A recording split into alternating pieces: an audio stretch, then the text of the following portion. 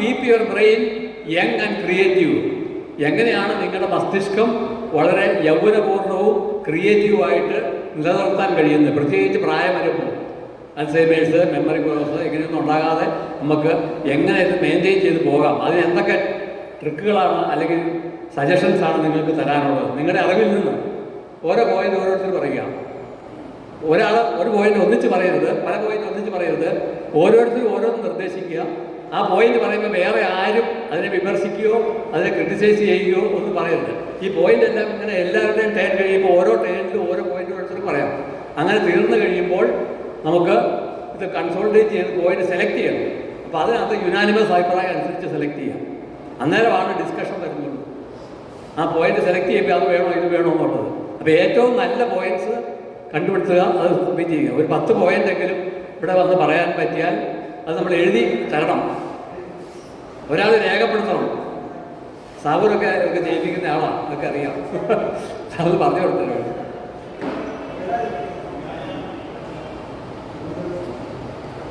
എല്ലാവരുടെയും അഭിപ്രായങ്ങളും എല്ലാവർക്കും പറയാനുള്ള അവസരവും കിട്ടാൻ വേണ്ടിയിട്ടാണ് ഇങ്ങനെ ബ്രെയിൻ സ്റ്റോമിംഗ് സെഷൻസ് നമ്മൾ നടത്തുന്നത്.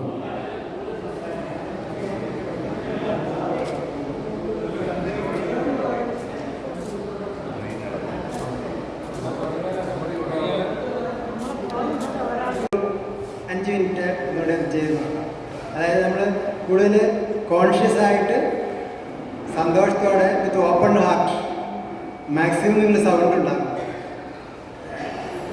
ചെയ്തു നോക്കാം.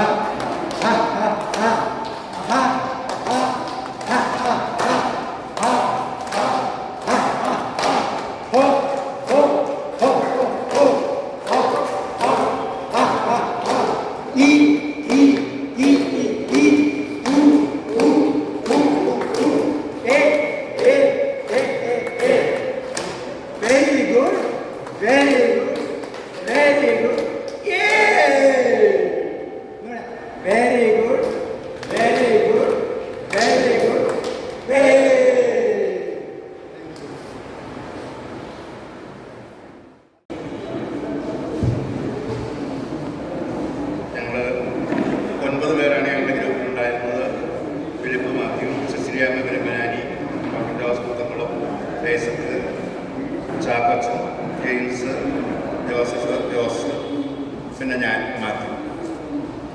അപ്പോൾ ഞങ്ങൾ പലരും അഭിപ്രായങ്ങൾ പറഞ്ഞതിൽ ഏതാണ്ടൊക്കെ പൊതുവായ അഭിപ്രായങ്ങൾ ആണ് ഉള്ളത്. ഒന്നാമത് പറയുന്നത് പ്രായമായി എന്ന നെഗറ്റീവ് ചിന്ത ഒഴിവാക്കി ജീവിക്കുക. നമ്മൾ പ്രായമായി വയസ്സായി എന്നുള്ളത് അങ്ങനെ പറഞ്ഞുകൊണ്ട് നടക്കാതിരിക്കുക. പുതിയ കാര്യങ്ങൾ ദിവസേന പഠിക്കുക, പഠിച്ചവ വൈകുന്നേരം ഓർക്കാൻ ശ്രമിക്കുക, അത് ഉരുക്കഴിച്ച് മാത്രം കിടക്കുക. അപ്പോൾ പഠിക്കുക എന്നുള്ള പ്രക്രിയ നമ്മൾ കൊച്ചുകുട്ടികളോട് പറയുന്ന പോലെ തന്നെ നമ്മളോടും ആവർത്തിക്കുക. ഒരു കാര്യം രാവിലെ പഠിച്ചു കഴിഞ്ഞാൽ വൈകുന്നേരം അത് വീണ്ടും ഓർത്തിട്ടുണ്ടോ എന്ന് നോക്കുക.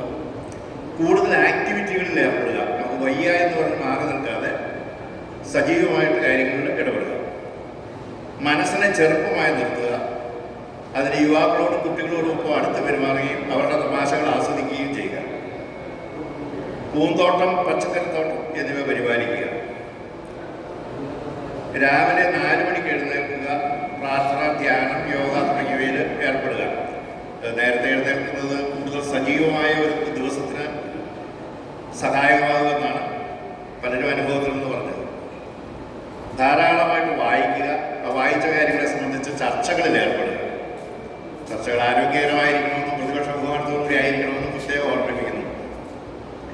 നല്ല സൗഹൃദങ്ങൾ നിലനിർത്തുക. അവരുമായിട്ട് ഇടയ്ക്കിടയ്ക്ക് സംസാരിക്കുക. വളരെ ശ്രദ്ധേയമായ ഒരു നിർദ്ദേശമുണ്ട്. രാവിലെ എഴുന്നേൽക്കുമ്പോൾ ഒരു ചിരിയോടുകൂടി, ഹൃദയത്തിൽ സന്തോഷത്തോടുകൂടി എഴുന്നേൽക്കുക.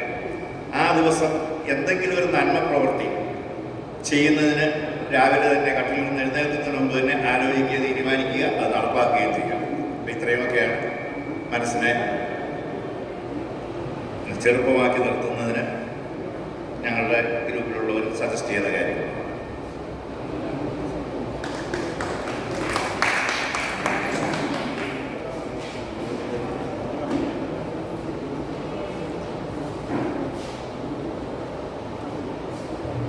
എൻ്റെ പേര് ജോർജ് ജോസഫ്. ഞങ്ങളുടെ ഗ്രൂപ്പ് നമ്പർ 2 ആണ്. ഞങ്ങളുടെ ഗ്രൂപ്പിൽ ചർച്ച ചെയ്ത് പലതും മറ്റ് ഗ്രൂപ്പുകളിൽ കൂടി വന്നിട്ടുണ്ടാകാതിരിക്കുകയില്ല. ഏതായാലും ഞങ്ങളുടെ ഐഡിയാസ് ബ്രീഫായി ഞാനിവിടെ അവതരിപ്പിക്കുകയാണ്. നേച്ചർ ടൂർ നല്ലൊരു എക്സസൈസാണ്. നേച്ചർ ടൂർ നമ്മുടെ നാട് അതിമനോഹരമായ ഒരു സംസ്ഥാനമാണ്. ഇന്ത്യയിലെ നമ്പർ 1 ബ്യൂട്ടിഫുൾ സ്റ്റേറ്റാണ് Keralam. It is the God given country to us.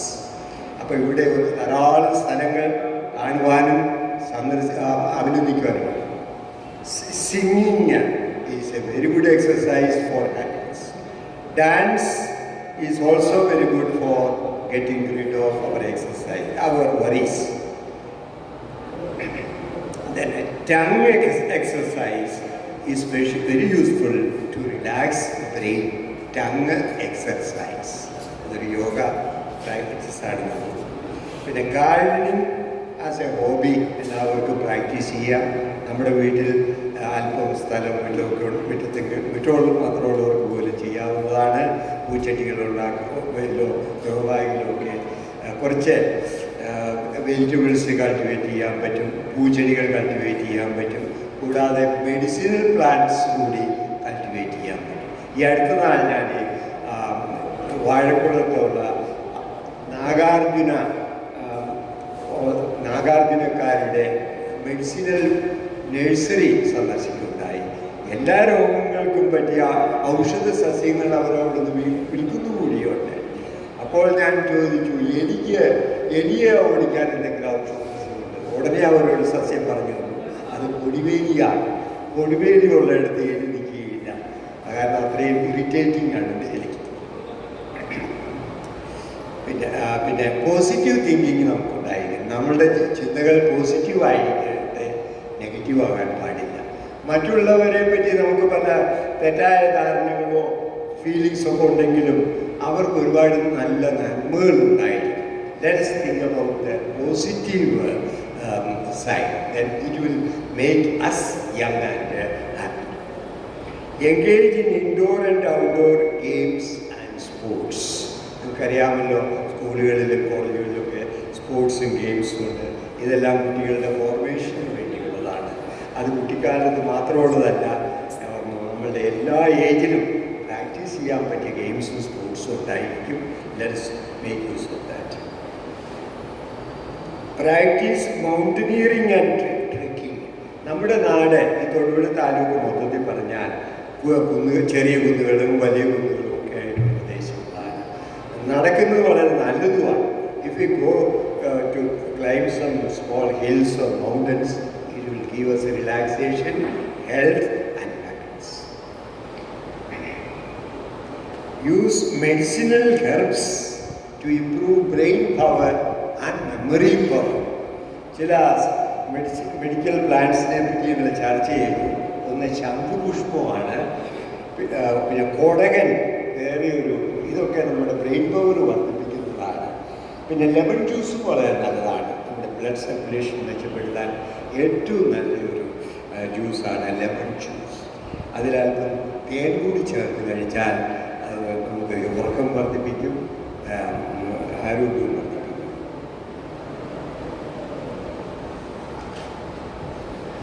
Unless എക്സർസൈസ്ഡ് memory diminishes എന്നാണ് ഓവർ. അതായത് memory will improve only through exercise. അപ്പോൾ നമ്മൾ പലതും മറക്കുന്ന സ്റ്റേജിലേക്ക് കൊണ്ടിരിക്കുകയാണ്. നമ്മൾ മറക്കാതിരിക്കാൻ കഴിയുന്നതും മെമ്മറി റിവൈസ് ചെയ്തുകൊണ്ടിരിക്കുക. ഓരോ ദിവസവും ഒരു ചെറിയ ഡെയിലി ഡയറി നമ്മുടെ ഡയറി ബുക്കിൽ എഴുതിയാണെങ്കിൽ ആ ദിവസം നടന്ന കാര്യങ്ങളൊക്കെ ഒന്നുകൂടി ഓർക്കാനും റെക്കോർഡ് ചെയ്യാനും പറ്റും. പിന്നീട് നമ്മുടെ ഡയറി ഓടിച്ച് നോക്കുമ്പോൾ പഴയ കാര്യങ്ങൾ മെമ്മറിയിലേക്ക് കൊണ്ടുവരാനൊക്കെ എളുപ്പമുണ്ട്. മെമ്മറി തീർച്ചയായിട്ടും ദിവസവും എക്സർസൈസ് ചെയ്യാൻ ഡയറി റൈറ്റിംഗ് വളരെ നല്ലത്. വാക്കിംഗ് വളരെ നല്ലൊരു എക്സസൈസാണ്. എല്ലാവർക്കും വാക്കിംഗ് ആവശ്യമാണ്. വലിയ കടുത്ത എക്സസൈസുകൾ ചെയ്യാൻ പറ്റാത്തവർക്ക് ചെറിയ വാക്കിങ് ചെയ്യാം. വീടിന് പുറത്ത് വാക്കിങ്ങിന് പോകാൻ പറ്റാത്തവർ മുറിക്കകത്തെങ്കിലും വാക്കിങ് ചെയ്യാം. അങ്ങനെയാണ് നമ്മുടെ ബ്ലഡ് സർക്കുലേഷൻ നിലനിർത്തുന്നത്. ആഫ്റ്റർ മീൽസ് വാക്കേ മൈൽ എന്നാണ് പ്രോവർബ്. ഭക്ഷണം കഴിഞ്ഞ് ഉടനെ ഉറങ്ങാൻ പോകുന്നത് ഒരു ആരോഗ്യശീലമല്ല. ആ ഭക്ഷണത്തിന് ശേഷം അല്പം നടക്കുക എന്നാണ് ഇതൊരു പ്രോവർബാണ്. ആ പ്രോവർബിൽ നിന്ന് തീർച്ചയായും നമുക്ക് അല്പം പഠിക്കാനുണ്ടായിരിക്കും. ഓരോ ഭക്ഷണത്തിന് ശേഷവും അല്പം നടക്കുവാൻ ശ്രമിക്കുക. Never entertain negative or adverse thoughts about others, but let us entertain only good thoughts about others. Traveling and sightseeing വളരെ യൂസ്ഫുൾ ആണ്. അത് നമുക്ക് ഇടയ്ക്ക് സൈറ്റ് സീയിങ്ങിന് ട്രാവലിങ്ങിനും ഒക്കെ അടുത്തുള്ള സ്ഥലങ്ങളിലും ദൂര സ്ഥലങ്ങളിലും എല്ലാം പറ്റും. പക്ഷേ നിങ്ങളുടെ അടുത്തുള്ള സ്ഥലങ്ങളിൽ തന്നെ പതിവായിട്ട് നടക്കാൻ പോയാൽ എന്തെല്ലാം മനോഹരമായ കാഴ്ചകൾ കാണുവാൻ പറ്റും. ഒരു ഉദാഹരണം ഞാൻ പറയാം. എൻ്റെ ഗ്രാമം കുടുങ്ങിയാണ്. തൊടുപുഴ താലൂക്കിൻ്റെ തെക്ക് പടിഞ്ഞാറ് മൂലയിലുള്ള ബൗണ്ടറി ഗ്രാമമാണ്.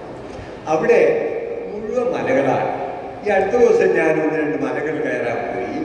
അവിടെ ഒരു മീൻപാറ എന്ന് പറഞ്ഞ ഒരു വ്യൂ പോയിന്റ് ഉണ്ട്. പ്രധാനപ്പെട്ട ഒരു വ്യൂ പോയിന്റാണ്. കേരള ടൂറിസത്തിൽ അടയാളപ്പെടുത്തിയിട്ടുള്ള ഒരു പ്രധാന വ്യൂ പോയിന്റ് തന്നെയാണ്. ഞാൻ ഗൂഗിൾ മാപ്പ് എടുത്ത് നോക്കുമ്പോൾ ഈ മീൻപാറയൊക്കെ അവിടെ എഴുതി വെച്ചിരിക്കുന്നു.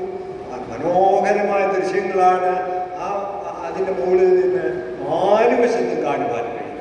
പടിഞ്ഞാറ് ഞാൻ പോയ സമയം വൈകുന്നേരം 5 മണി കഴിഞ്ഞായിരുന്നു. സൂര്യാസ്തമനം കാണാനാണ് പോയത്. ആളുകൾ എന്നോട് പറഞ്ഞ് ഞാൻ കേട്ടിരുന്നു, അവിടെ ക്ലൗഡ്സ് ഇല്ലാത്ത ദിവസം ചെന്നാൽ വൈകുന്നേരം സൂര്യൻ കടലിൽ താഴ്ന്നത് കാണാൻ പറ്റും. അവിടെ നിന്ന് എനിക്ക് കടൽ കാണുവാൻ പറ്റി. ആലപ്പുഴ മുതൽ കൊച്ചി വരെയുള്ള അറബിൻ കടൽ അവിടെ നിന്ന് കാണുവാൻ പറ്റും. അതുപോലെ തന്നെ സൂര്യൻ അസ്തമിക്കുന്നു, വെള്ളത്തിലേക്ക് താഴുന്ന പോലെ ഫോട്ടോയിൽ നമുക്ക് എടുക്കാൻ പറ്റും. വൈകുന്നേരമായി അല്ലെങ്കിൽ അവിടെ എല്ലാം മൂടൽമഞ്ഞ് പോലെ തോന്നും. ഏറ്റവും പറ്റിയത് ക്ലിയർ ആയിട്ടുള്ള ഒരു സ്കൈ. അപ്പോൾ ഇങ്ങനെയുള്ള ബ്യൂട്ടിഫുൾ പ്ലേസസ് നമ്മുടെ എല്ലാ പരിസരങ്ങളിലും ഉണ്ടാകും. Kerala is A God given state. We should love it.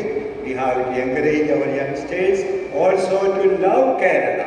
If we don't do that, they will all quit Kerala and go to other countries as refugees. They are not going to be honored in other countries. They will be like the Bengalis or Assamese who are coming to work in our there. That will be the condition. Let our young people remain here so that this our state will not become a wilderness. Let us encourage our young people to appreciate our state. Thank you very much.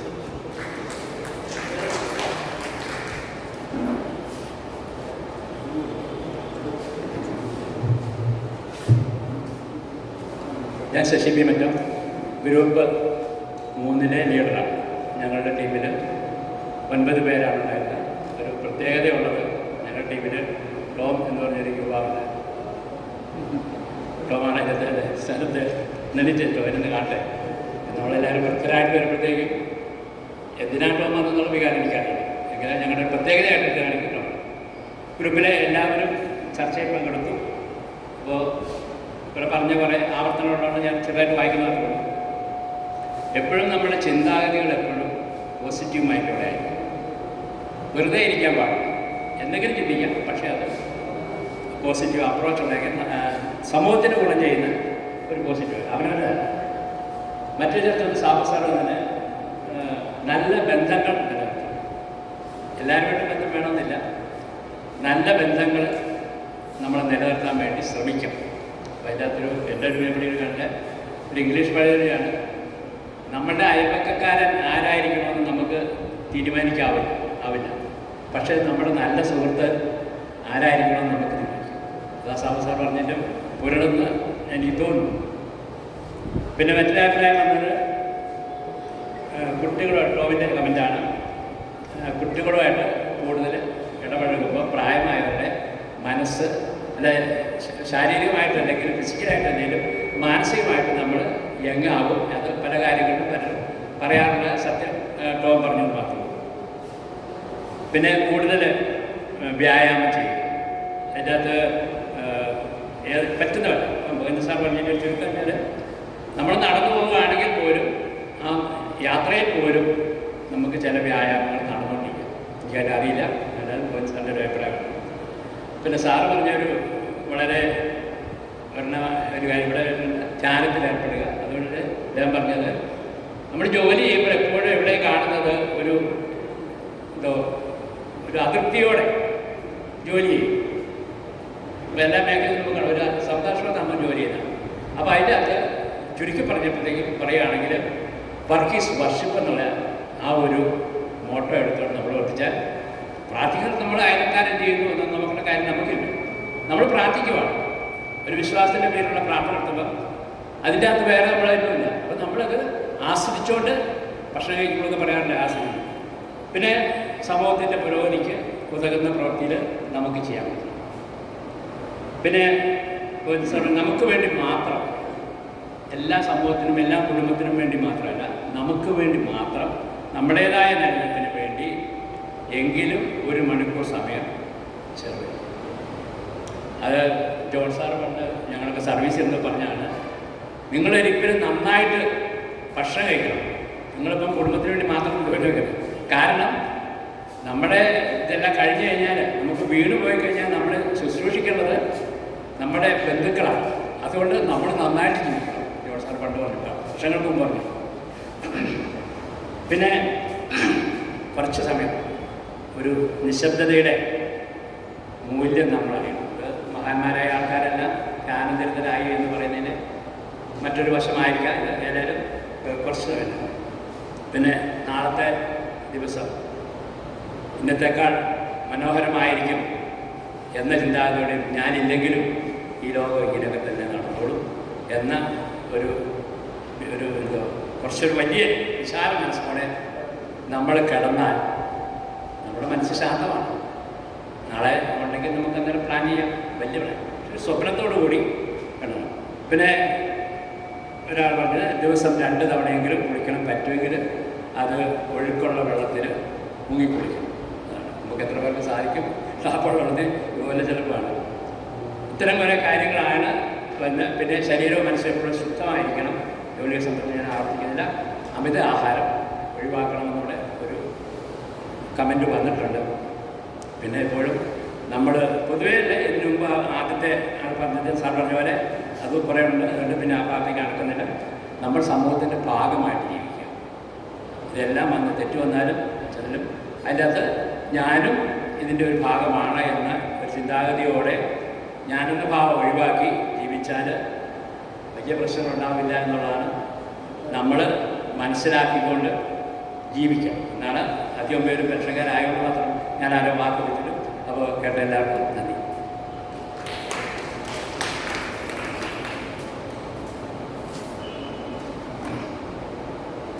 എല്ലാ ഗ്രൂപ്പുകാർക്കും ഒരു കൈയടി കൊടുത്തേ. Thank you very much. അപ്പം നമ്മൾ ഇത് conclude ചെയ്യുന്നതിന് മുമ്പ് ഒരു കാര്യം, പലരും ഒരു ആഗ്രഹം പ്രകടിപ്പിച്ചൊരു കാര്യമാണ്. അതിനെപ്പറ്റി മനസ്സിലാക്കിയ ഒരു ടൂറ്, എങ്ങോട്ടൊക്കെ ഒരു ടൂർ സംഘടിപ്പിക്കണമെന്ന് പലരും ആവശ്യപ്പെടാറുണ്ട്. അതിന് നമുക്ക് വളരെ നല്ല അവസരങ്ങളുണ്ട്. ടൂറിന് 1-2 നമ്മുടെ ഗ്രൂപ്പിൽപ്പെട്ടവർ തന്നെ 1-2 ടൂറൊക്കെ നടത്തിയിട്ട് വന്നാണ്. KSRTC ഇവിടുന്ന് മിക്കവാറും ദിവസങ്ങളിൽ നമ്മൾ നേരത്തെ ബുക്ക് ചെയ്താണ്. അവരെല്ലാ കാര്യങ്ങളും നോക്കിക്കോളും, കൊണ്ടുപോകും. ഫുഡ് ഉൾപ്പെടെ ചിലപ്പോൾ അവർ കപ്പലിലൊക്കെ പോകുകയാണെങ്കിൽ ഫുഡ് ഉൾപ്പെടെയാണ്.